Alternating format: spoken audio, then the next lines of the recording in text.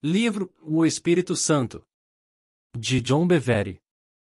Introdução. Quando meu pai me pediu pela primeira vez para ajudá-lo com este livro, imediatamente me bateu um sentimento de incredulidade. Eu pensei, ele provavelmente ainda não orou sobre isso. Francamente, eu não me via como um candidato digno. Na verdade, pensar sobre o pedido dele fazia meu estômago queimar como se estivesse no meio de uma competição de break dance.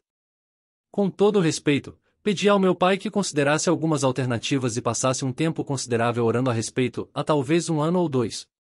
No entanto, após um dia de oração, ele estava confiante de que eu era a pessoa para essa tarefa. É importante para ele que o Espírito Santo não se torne um tabu em meio às gerações mais jovens, e ele valoriza a minha contribuição como alguém em seus 20 e tantos anos. Meu pai e eu sabemos que muitas pessoas, tanto jovens como mais velhas, evitam esse assunto quando não entendem quem o Espírito é e como ele opera. Então, apesar das minhas apreensões, como eu poderia recusar o pedido do meu pai?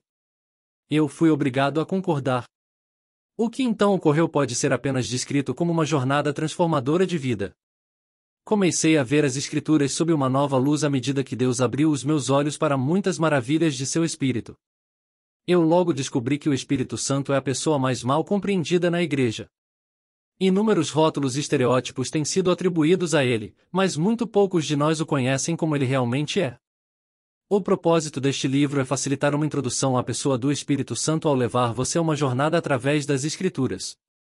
Alguns aspectos deste livro podem ser desafiadores, mas eu prometo a você que a jornada vale o seu tempo e a sua energia.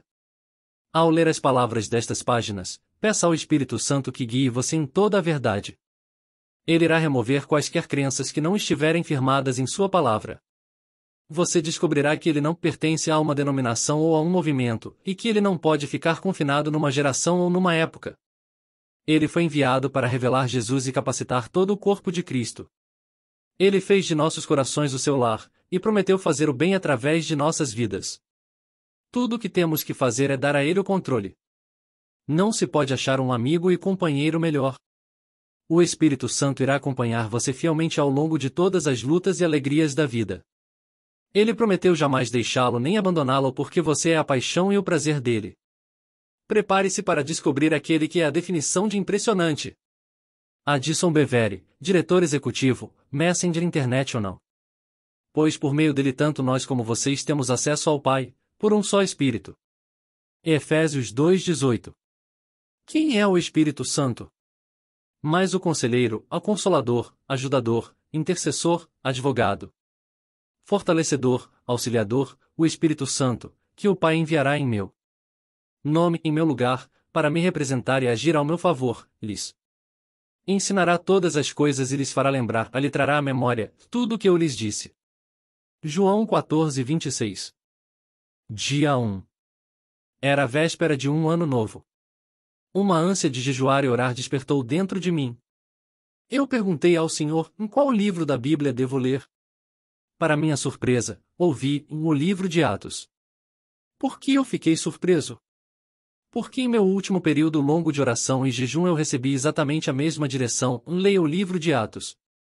Durante meu último jejum, o que chamou a minha atenção em Atos foi um conflito de propósito e direção na vida do apóstolo Paulo, e as consequências de tribulação que resultam disso. Deixe-me explicar. Paulo foi escolhido por Deus para pregar o Evangelho aos gentios. Ele disse, para isso fui designado pregador e apóstolo, mestre da verdadeira fé aos gentios, 1 Timóteo 2:7. Essa é uma direção específica e focada. Ele repetiu esse mandato algumas vezes ao longo do curso de sua vida. No início de sua primeira viagem apostólica, ele declarou aos judeus, e nos voltamos para os gentios. Pois assim o Senhor nos ordenou, e eu fiz de você luz para os gentios, Atos 13, 46-47. Durante sua segunda viagem, ele declarou com ousadia, de agora em diante irei para os gentios, Atos 18:6. Para os romanos ele escreveu, sou apóstolo para os gentios, Romanos 11:13. Essas declarações continuam ao longo de suas cartas. Entretanto, a partir de seu desejo de ver os seus compatriotas judeus salvos, ele repetidamente procurava as sinagogas em quase toda a cidade que visitava. Ele habitualmente abordava os judeus antes de tentar alcançar os gentios, na verdade, era muitas vezes a rejeição dos judeus quanto à sua mensagem que o levava aos gentios. Como se constatou mais tarde, os judeus foram a fonte das maiores perseguições e tribulações de Paulo. Eles agitavam o povo e criavam hostilidade entre o apóstolo e os líderes gentios. Os planos deles de semear discórdia estavam por trás da maioria das badernas, prisões, surras e provações que Paulo enfrentou. Uma observação importante: em Deus se importa profundamente com os judeus. É por isso que Tiago, Pedro e João foram enviados para eles. Em Tiago, Pedro e João, tidos como colunas, concordaram em que devíamos nos dirigir aos gentios, e eles, aos circuncisos. Gálatas 2:9. A mensagem revelada a mim durante meu último jejum foi abundantemente clara: filho, permaneça dentro da esfera da graça na qual eu o chamei para andar. Não permita que os seus sentimentos naturais ou o seu amor façam você se afastar da missão divina para a sua vida. Ao me lembrar desse encontro com tanta clareza, fiquei surpreso quando Deus me pediu para ler Atos novamente. Afinal, havia outros 65 livros para serem escolhidos. Fico tão feliz que tenha obedecido, pois dessa vez em que explorei Atos, algo completamente diferente chamou a minha atenção, demonstrando que a palavra de Deus é verdadeiramente viva. Dessa vez, o que saltou das páginas foi o quanto os líderes e os membros da igreja primitiva se voltavam para o Espírito Santo, interagiam com ele, dependiam dele, e falavam dele. Ele era uma parte vital da vida deles e era envolvido em tudo o que faziam. Ele era proeminente nos evangelismos, nas reuniões de equipe, no planejamento de estratégias, e estava sempre envolvido nas atividades deles. Aqui está uma amostra das declarações que chamaram minha atenção. Item: como você permitiu que Satanás enchesse o seu coração, a ponto de você mentir ao Espírito Santo? Atos 5:3. Item: por que vocês entraram em acordo para tentar o Espírito do Senhor? Atos 5:9. Item: nós somos testemunhas de tudo isso, nós e o Espírito Santo. Atos 5:32. Item: vocês sempre resistem ao Espírito Santo. Atos 7:51. Item: e disse-me o Espírito que fosse com eles. Atos 11:12. Item: um deles, pelo Espírito predisse que uma grande fome sobreviria. Atos 11:28.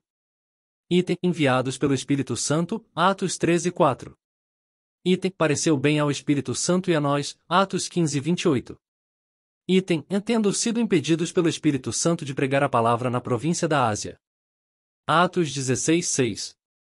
Item: tentaram entrar na Bitínia, mas o Espírito de Jesus os impediu. Atos 16:7. Item: foi Paulo impulsionado no Espírito, testificando, em Atos 18:5. Item: vocês receberam o Espírito Santo quando creram? Atos 19:2. Item: Paulo decidiu no Espírito ir a Jerusalém, passando pela Macedônia. Atos 19:21.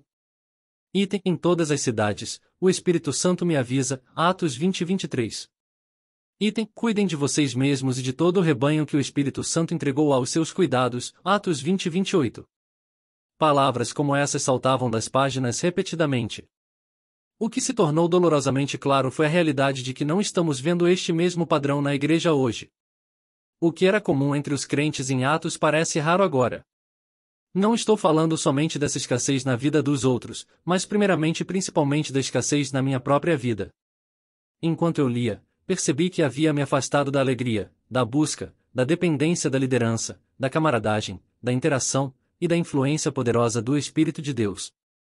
Uma vez que isso se tornou claro para mim, como eu poderia deixar de compartilhá-lo com você? Declarações iniciais. Permita-me fazer algumas declarações iniciais que ficarão mais claras quanto mais nos aprofundarmos nessa discussão importante. Primeiro, praticamente não existe vida cristã sem o Espírito Santo. Item: sem o Espírito Santo, o cristianismo é seco, monótono e mundano. Item: sem o Espírito Santo, nosso trabalho é esgotador e cansativo. Item: sem o Espírito Santo, não existe comunhão com Deus. Remova o Espírito Santo de uma igreja e uma dessas duas coisas irá acontecer. Item: ela se transformará num clube social. Item: ela se tornará uma instituição religiosa. A verdade é: item: não há revelação sem o Espírito Santo. Na verdade, sem o Espírito, a Escritura se torna letal, pois nos foi dito: a letra mata, mas o Espírito vivifica. 2 Coríntios 3:6. Item: não há visão sem o Espírito Santo. Item: não há alegria sem ele. Item: não há paz sem ele. Item: não há liberdade sem o Espírito Santo. O Senhor é o Espírito, e onde está o Espírito do Senhor, ali há liberdade. 2 Coríntios 3,17. Veja as palavras: onde está o Espírito do Senhor? Vamos pensar nisso. O Espírito de Deus é onipresente e ele está em todos os lugares o tempo todo. Davi declara: para onde poderia eu escapar do teu Espírito? Para onde poderia fugir da tua presença? Salmos 139:7. A resposta é, enfaticamente, para nenhum lugar. Davi continua escrevendo: se subo ao céu, tu estás lá. Se vou para o subterrâneo, lá estás também. Se tomo as asas douradas da manhã, rumo ao longínquo horizonte ocidental, tu me encontras em 1 minuto, na verdade, já estás lá, me esperando. Salmos 139, 8-10, a mensagem. É claro como cristal, ele está em todos os lugares o tempo todo. Então, a próxima pergunta que devemos fazer é: há liberdade em todos os lugares? Veja novamente as palavras de Paulo: onde está o Espírito do Senhor, ali há liberdade. Nós provamos que ele está em todos os lugares, então, mais uma vez, há liberdade em todos os lugares? A resposta para isso é absolutamente não. Não há liberdade em bordéis, bares, prisões e hospitais. Eu já estive em vizinhanças, escolas, lares, e até igrejas onde não havia nenhuma liberdade. Então o que a Bíblia está declarando aqui? Sugiro que essa seria uma tradução mais correta. Onde quer que o Espírito seja Senhor, aí haverá liberdade. 2 Coríntios 3,17, a paráfrase do autor. A palavra grega para Senhor é Kyrios. Essa palavra é definida como suprema autoridade. Não é permitido ao Espírito Santo ser autoridade na maioria dos bares, prisões, hospitais ou lares, e até em muitas igrejas. Onde ele for recebido como suprema autoridade é onde encontraremos liberdade e justiça para todos. O propósito dessa mensagem. O propósito dessa mensagem é apresentar a você a pessoa do Espírito Santo. Volumes e volumes poderiam ser escritos sobre ele. Dias, meses e até anos poderiam ser gastos falando dele. Eu sou casado com a Lisa há mais de 30 anos. Mesmo conhecendo-a tão bem, ainda estou descobrindo aspectos de sua personalidade, de seus interesses, de seus desejos e de suas particularidades que eu não conhecia. Recentemente, passamos alguns dias sozinhos comemorando nosso 30º aniversário de casamento. Durante aquele tempo, descobri aspectos de seus sonhos, de suas preferências, e até de habilidades dela que eu nunca soube que existiam. A respeito de habilidades, eu não fazia ideia de como a Lisa era naturalmente talentosa no golfe. Ela sabe o quanto eu gosto do esporte, então se ofereceu para me acompanhar nos últimos 9 buracos em um lindo campo de golfe. Eu joguei apenas uma volta de 18, pois aquele era o nosso tempo de ficarmos juntos. Havia um enorme abismo, no penúltimo buraco. Minha esposa sempre gosta de um bom desafio, então perguntei se ela queria tentar lançar a bola para o outro lado. Seria necessário uma tacada de 130 metros para atravessar aquele abismo de 60 metros de profundidade. Se a bola não chegasse até o outro lado, ela ficaria perdida no oceano.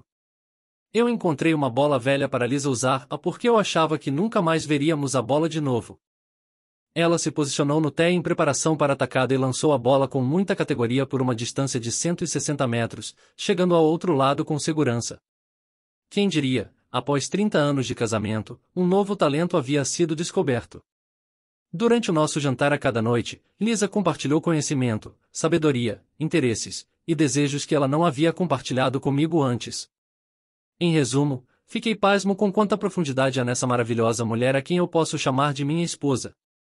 Seria impossível compartilhar todo o conhecimento de Lisa em uns poucos capítulos curtos. Isso sequer poderia ser feito em volumes. No entanto, o que eu posso fazer é lhe dizer como entrar em contato e conversar com ela. Posso compartilhar com você o que ela gosta, seus interesses, e sobre como trabalhar e interagir com ela. Posso falar das forças dela, de suas fraquezas, e do que ela ama e com o que não se importa. Esse conhecimento introdutório serviria como um catalisador para um ótimo relacionamento com ela. Se é impossível lhe contar tudo sobre a Lisa, que tem apenas algumas décadas de idade, então como eu poderia chegar perto de lhe contar tudo sobre o Espírito Santo, que é eterno? Eu simplesmente não conseguiria. Mas o que eu posso fazer é apresentar a você quem ele é, posso lhe contar sobre sua personalidade, o que interessa a ele, e o que ele ama. Posso definir nosso relacionamento com ele e compartilhar algumas formas de como podemos nos engajar e interagir com ele. Eu posso lhe dizer por que o nosso relacionamento com o Espírito Santo é tão importante como ele nos capacita a cumprir os desejos de Deus para as nossas vidas. Essas revelações básicas poderiam impelir você a um relacionamento mais profundo e mais significativo com ele. Dia 2. Um sério engano. Existe um erro que muitos cometem e eles têm tentado compreender o agir e o poder do Espírito Santo sem primeiramente conhecê-lo como pessoa. É crucial que estabeleçamos em nosso coração e em nossa mente se cremos ou não que o Espírito Santo é uma pessoa divina, infinitamente santo, infinitamente sábio, e infinitamente poderoso, mas ainda maravilhosamente carinhoso, sensível e compassivo. Cremos que ele é aquele digno de receber nossa reverência, nosso afeto, nossa fé, nosso amor, nossa devoção e nossa total rendição? Ou, ao contrário, cremos que o Espírito Santo é simplesmente uma influência poderosa que vem de Deus, algum tipo de poder místico divino, não muito diferente do que pensamos quando nos referimos a espírito de generosidade ou espírito de competição? Essa última visão é superficial, grosseira e até legalista. Se cremos dessa forma, somos facilmente suscetíveis à arrogância e ao orgulho espirituais, o que nos levaria a pavonear como se pertencêssemos a uma ordem superior do cristianismo. Porém, se o enxergamos como infinito em majestade, glória, esplendor, sabedoria, conhecimento e santidade, e se acreditamos que ele, como uma pessoa, tem um acordo com o Pai e com o Filho para tomar posse de nossas vidas e usá-las para o bem, então prostramos nossas faces com temor santo. Alguém que vê o Espírito de Deus como uma influência ou um poder supremo irá constantemente dizer: eu quero mais do Espírito. Ao contrário, alguém que o vê como uma pessoa maravilhosa irá dizer: como eu posso dar mais de mim a ele?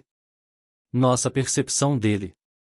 Uma das razões pela qual muitos veem o Espírito de Deus como uma mera influência, ao invés de uma pessoa, é a maneira como falam dele.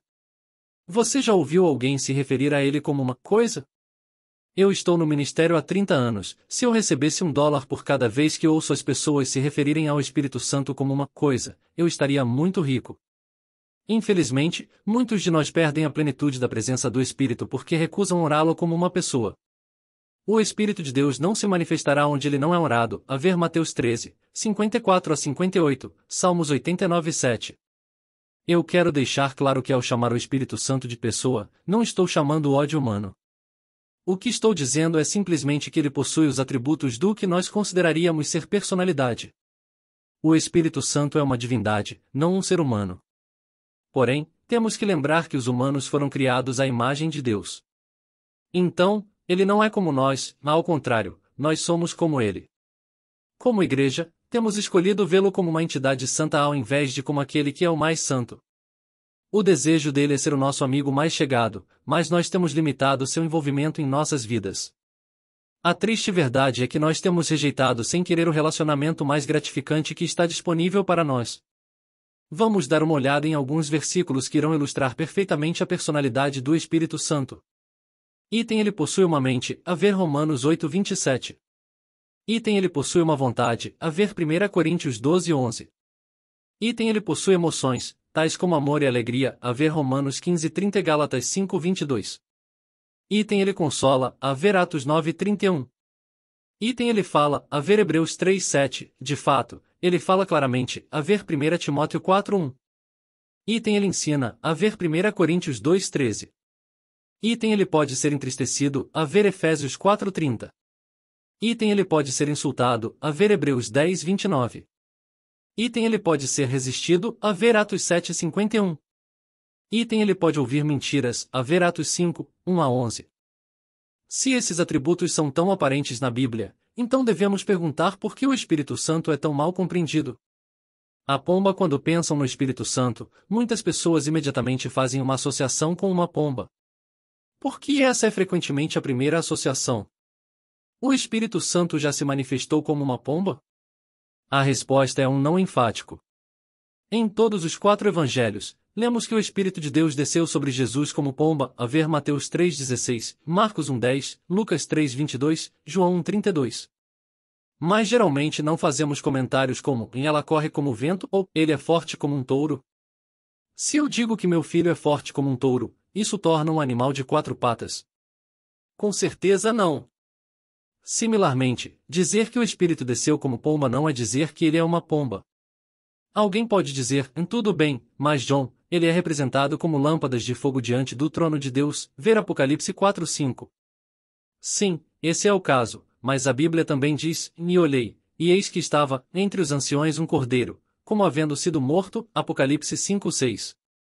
Essa é a descrição de João sobre Jesus. Você e eu sabemos que Jesus certamente não é um animal de 4 patas. Da mesma forma, o Espírito Santo não é um fogo místico queimando em frente ao trono de Deus. Então, quem é o Espírito Santo? A Bíblia deixa muito claro que o Espírito Santo é a terceira pessoa da Trindade. Gênesis 1:26 diz, e então disse Deus, façamos o homem à nossa imagem, conforme a nossa semelhança. Note que Deus não disse, faça o homem. O drama da criação precisou de 3 autores diferentes cumprindo 3 papéis diferentes. Deus estava se referindo a si mesmo como o Pai, o Filho e o Espírito Santo. Vamos ler Atos 10:38 para ver a identificação distinta do Pai, do Filho e do Espírito Santo. Deus ungiu a Jesus de Nazaré com o Espírito Santo e poder, e ele andou por toda parte fazendo o bem e curando todos os oprimidos pelo diabo, porque Deus estava com ele. Nesse versículo, nós testemunhamos o Pai ungindo Jesus com o Espírito Santo, 3 pessoas distintas trabalhando juntas por um propósito em comum. Vejamos outro exemplo. Assim que Jesus foi batizado, saiu da água. Naquele momento os céus se abriram, e ele viu o Espírito de Deus descendo como pomba e pousando sobre ele. Então uma voz dos céus disse, Este é o meu Filho amado, em quem me agrado. Mateus 3:16-17.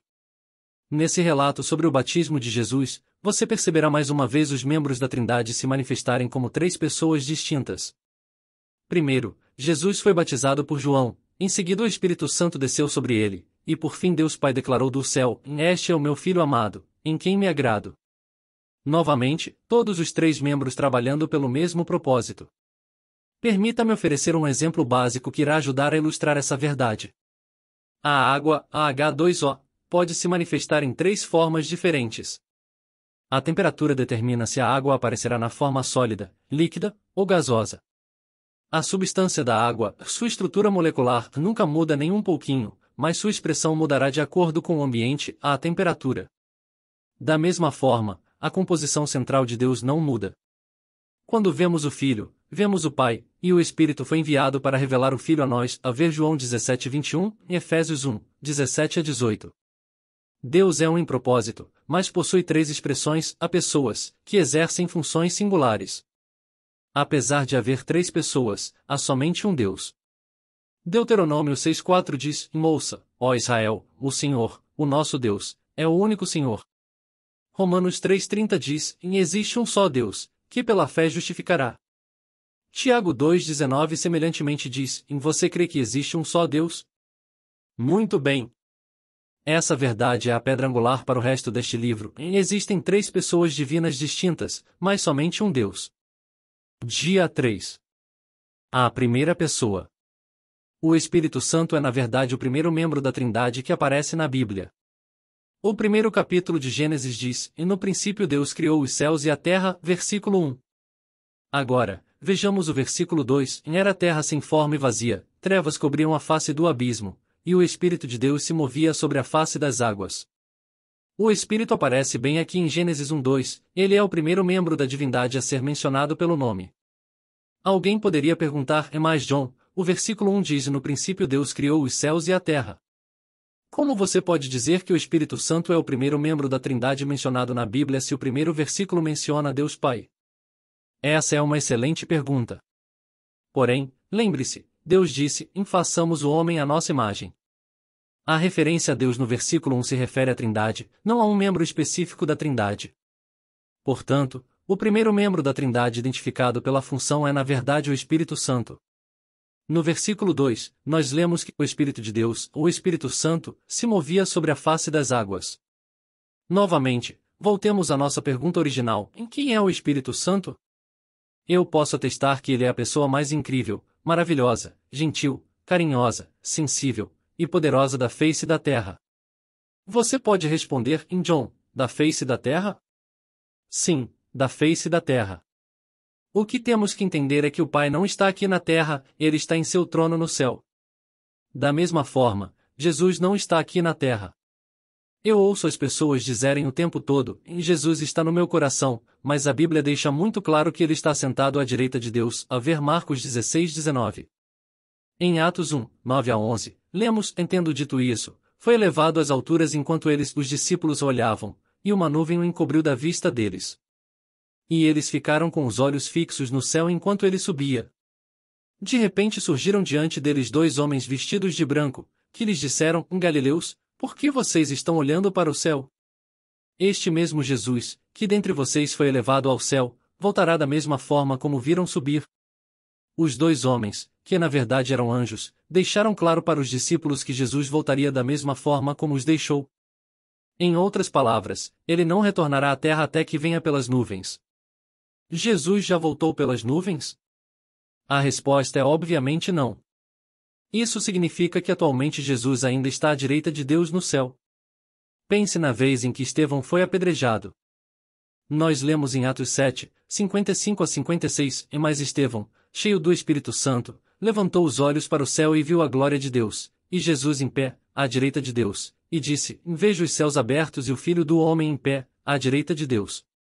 Tente imaginar Jesus de pé em toda a sua glória, em honra de seu mártir, antecipando esse momento sagrado que seria relatado por gerações futuras.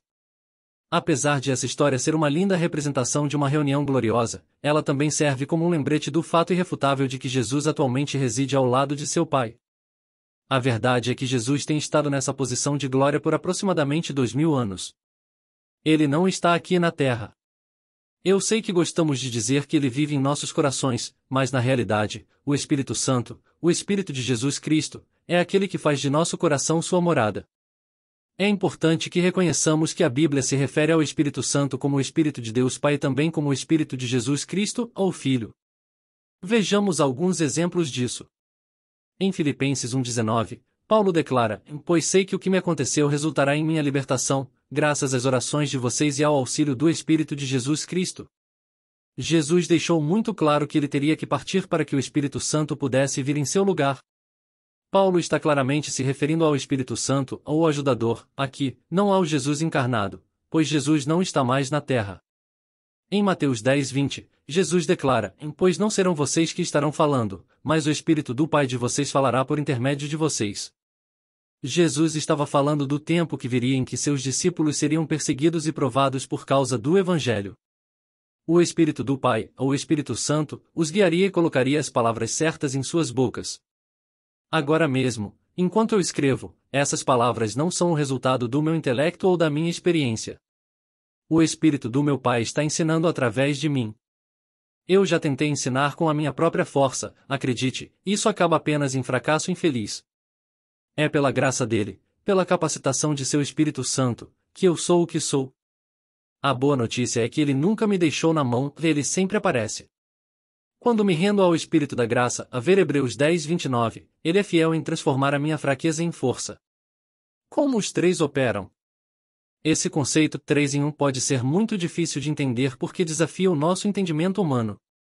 1 Coríntios 12, 5-7 apresenta uma ideia de como os três operam juntos como um. Há diferentes tipos de ministérios, mas o Senhor é o mesmo. Há diferentes formas de atuação, mas é o mesmo Deus quem efetua tudo em todos. A cada um, porém, é dada a manifestação do Espírito, visando ao bem comum. Quando lemos essa passagem, descobrimos que o Pai, o Filho e o Espírito Santo servem em diferentes funções. O Pai efetua ou inicia, a versículo 6, o Filho ministra, a versículo 5, e o Espírito Santo se manifesta, a versículo 7, no entanto, todos eles atuam juntos pelo mesmo propósito. Se você e eu fossemos construir uma casa, o que precisaríamos fazer? Bem, precisaríamos contratar um arquiteto, um mestre de obra, e mão de obra para construir a casa de fato. Nessa ilustração, Deus Pai é o arquiteto, Jesus é o mestre de obra, e o Espírito Santo é representado pelos trabalhadores que constroem a casa, ele é o manifestador da criação. Todas as três funções são essenciais para a construção de qualquer casa. O dedo de Deus. Vamos dar uma olhada em dois relatos bíblicos diferentes do mesmo incidente. Jesus tinha acabado de curar um homem possuído por demônio. O povo fica perplexo, mas os fariseus pensam consigo mesmos, e é somente por Belzebu, o príncipe dos demônios, que ele expulsa demônios. Ver Mateus 12, 23-24. No versículo 28, vemos a resposta de Jesus aos pensamentos deles: mas se é pelo Espírito de Deus que eu expulso demônios, então chegou a vocês o reino de Deus. Lucas também apresenta um registro dessa declaração, mas seu relato difere um pouco do de Mateus. Lucas 11:20 declara: mas se é pelo dedo de Deus que eu expulso demônios, então chegou a vocês o reino de Deus.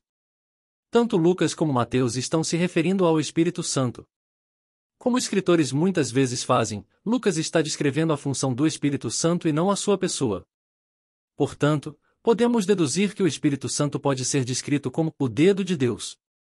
A função do Espírito Santo não é só descrita como o dedo de Deus, mas também como a mão de Deus e o braço de Deus.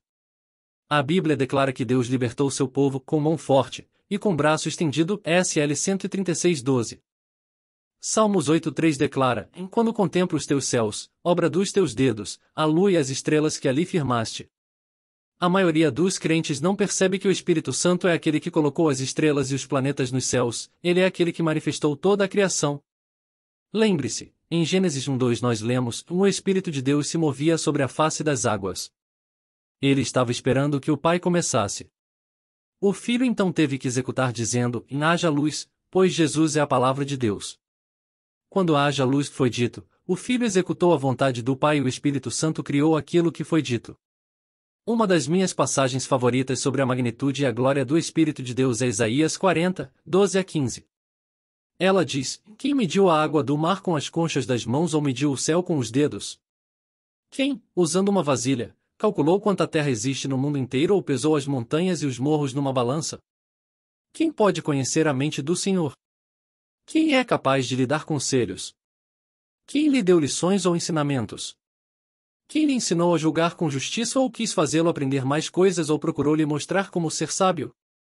Para o Senhor, todas as nações do mundo são como uma gota de água num balde, como um grão de poeira na balança, ele carrega as ilhas distantes como se fossem um grão de areia. NTLH, no versículo 12 nós lemos: quem mediu o céu com os dedos? Então podemos ver que o Espírito Santo está sendo identificado por sua função. E pense sobre isso. O Espírito do Senhor mediu todo o oceano. Você vê o quanto ele é poderoso? E ainda assim humilhou-se ao concordar com o Pai e o Filho a vir e fazer sua morada em nós. Que realidade incrível e inspiradora! Dia 4. O Espírito Santo é Deus. Vamos observar o papel que o Espírito Santo exerceu durante a criação do homem. Nós lemos: então o Senhor Deus formou o homem do pó da terra e soprou em suas narinas o fôlego de vida, e o homem se tornou um ser vivente. Gênesis 2:7. O Espírito Santo é aquele que de fato formou Adão e soprou fôlego em suas narinas. Como eu sei que isso é verdade? Jó 33:4 declara: o Espírito de Deus me fez, o sopro do Todo-Poderoso me dá vida. O Espírito Santo não somente formou Adão e soprou vida em suas narinas, ele também nos formou e soprou vida em você e em mim. Salmos 139:13 diz: tu criaste o íntimo do meu ser e me teceste no ventre de minha mãe. Na verdade, o Espírito de Deus formou tudo o que vemos, pois Provérbios 26:10 diz: o poderoso, que formou todas as coisas. A criação que vemos foi manifestada porque o Espírito Santo executou o desejo criativo do Pai. Espero que seja evidente para você que o Espírito Santo é Deus. Vejamos alguns dos diferentes nomes utilizados para ele na Bíblia. Ele é chamado de Item Espírito Santo a 96 vezes. Item Espírito do Senhor a 28 vezes. Item Espírito de Deus a 26 vezes. Item Espírito Eterno a Hebreus 9:14. Item Ajudador a 4 vezes por Jesus no Evangelho de João. Item Consolador a usado ao longo da versão ACF da Bíblia em português. Item o Santo a Salmos 78:41. Item o Senhor a 2 Coríntios 3:17. Item Espírito da Verdade a 4 vezes. Item Espírito de Cristo a Romanos 8:9, 1 Pedro 1:11. Item Espírito de Jesus Cristo a Filipenses 1:19. Item Espírito de Conselho a Isaías 11:2. Item Espírito de Conhecimento a Isaías 11:2. Item Espírito de Fortaleza a Isaías 11:2. Item Espírito de Entendimento a Isaías 11:2. Item Espírito de Sabedoria a Isaías 11:2. Item Espírito de Temor do Senhor a Isaías 11:2. Item Espírito do Pai de vocês, a Mateus 10, 20. Item Espírito da Glória, a 1 Pedro 4, 14. Item Espírito da Graça, Zacarias 12, 10, Hebreus 10, 29. Item Espírito de Julgamento, a Isaías 4, 4. Item Espírito de Fogo, a Isaías 4, 4. Item Espírito de Vida, a Romanos 8, 2. Item Espírito de Amor, a 2 Timóteo 1, 7. Item Espírito de Poder, a 2 Timóteo 1, 7. Item Espírito de Equilíbrio, a 2 Timóteo 1, 7. Item Espírito de Profecia, a Apocalipse 19, 10. Item Espírito de Revelação, a Efésios 1, 17. Item Espírito de Santidade, a Romanos 1, 4. Item Espírito Santo Divino, a 4 vezes em Daniel. Ele é digno, ele é poderoso, e ele é maravilhoso. Jesus dependia totalmente do Espírito Santo. Jesus era completamente dependente do Espírito Santo. Ele foi concebido pelo Espírito, foi ensinado pelo Espírito, foi capacitado pelo Espírito no Rio Jordão, e não fez nenhum milagre até que fosse batizado com o Espírito. Veja o relato de João sobre o primeiro milagre que Jesus fez em Canaã da Galileia, em João 1, 29 a 34 e 2, 1 a 11. Ele foi guiado pelo Espírito, e somente falava o que ouvia o Espírito dizer. Em João 14, 10 Jesus diz, nas palavras que eu lhes digo não são apenas minhas. Ao contrário, o Pai, que vive em mim, está realizando a sua obra. Note que Jesus não diz, o Pai no céu. Ele disse, o Pai que vive em mim. Espera um minuto, John, você quer dizer que Jesus está se referindo ao Espírito Santo como seu Pai? Bem, por que não? Ouça o que o anjo disse a José, e não tema receber Maria como sua esposa, pois o que nela foi gerado procede do Espírito Santo, Mateus 1, 20. Jesus foi gerado pelo Espírito Santo, então faz sentido que ele se refira ao Espírito Santo como o Pai que vive em mim. A verdade é que Jesus e o Espírito Santo sempre trabalharam juntos durante o tempo de Jesus na Terra.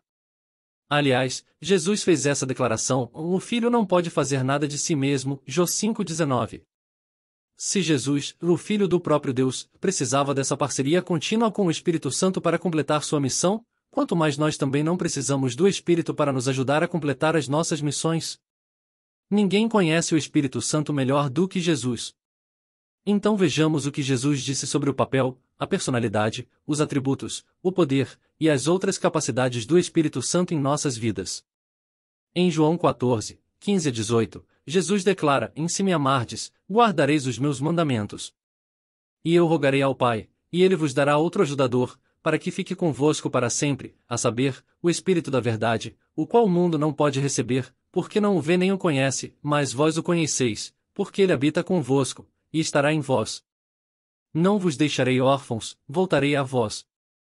Há muitas verdades preciosas nessa passagem. Primeiro, notamos que Jesus disse: se me amardes, guardareis os meus mandamentos. É interessante que Jesus introduz seus comentários sobre o Espírito Santo com um lembrete de reconhecermos sua autoridade suprema, seu senhorio. Ele coloca uma enorme ênfase em nossa obediência ao guardar seus mandamentos. Pedro confirma essa verdade, e nós somos testemunhas de tudo isso, nós e o Espírito Santo, que Deus dá aos que lhe obedecem, Atos 5:32. Deus dá o Espírito Santo àqueles que o obedecem. Agora note o que Jesus diz em João 14,16, e eu rogarei ao Pai, e ele vos dará outro ajudador, para que fique convosco para sempre. Vamos dar uma olhada na palavra grega para outro. Existem duas palavras gregas que são traduzidas como outro no Novo Testamento. Essas palavras gregas são heteros e halos. Heteros significa outro de um tipo diferente. Halos significa outro do mesmo tipo. A pergunta que devemos fazer é: em qual delas Jesus está usando aqui? Antes de lhe dar a resposta, deixe-me mostrar um exemplo que irá ilustrar a diferença entre essas duas palavras gregas. Imagine esse cenário, eu lhe dou uma fruta, uma maçã, por exemplo. Depois que você comeu a maçã, eu lhe pergunto: você gostaria de outra fruta? Se você responde sim e eu lhe dou uma laranja, eu lhe dei outra. Porém, eu lhe dei outra de um tipo diferente. Uma laranja é um tipo de fruta, mas é um tipo de fruta diferente da maçã. Esse é um exemplo de heteros. Agora, se você pediu outra fruta e eu lhe dei uma segunda maçã, então você diria que eu lhe dei outra do mesmo tipo. Esse é um exemplo de halos. Então, vamos voltar à pergunta inicial. Quando Jesus diz que o Pai nos dará outro ajudador, qual palavra ele está usando? Ele está usando a palavra allos. Então ele está dizendo, o Pai irá dar a vocês outro ajudador que é exatamente igual a mim. Em outras palavras, Jesus está dizendo que ele e o Espírito Santo são do mesmo tipo. Fim do livro Amostra. Adquira o livro completo. Link na descrição.